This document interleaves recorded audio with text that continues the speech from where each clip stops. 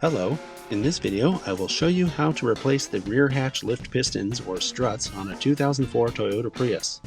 These are the little shock absorber looking things that prevent your rear hatch from slamming down on your head when you're taking your groceries into the house.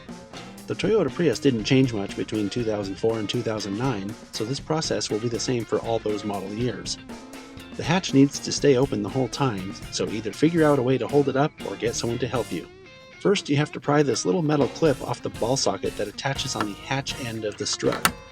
Once you have the clip off, the strut will pull right off.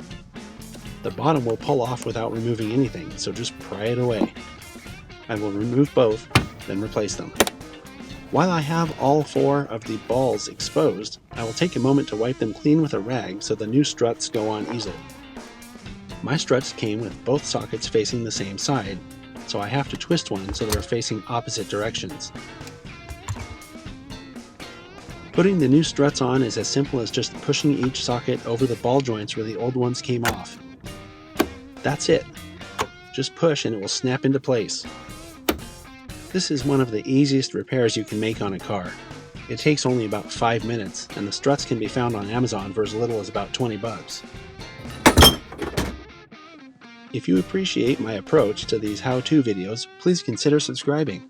I promise I will never waste your time with long drawn-out explanations for simple procedures like this.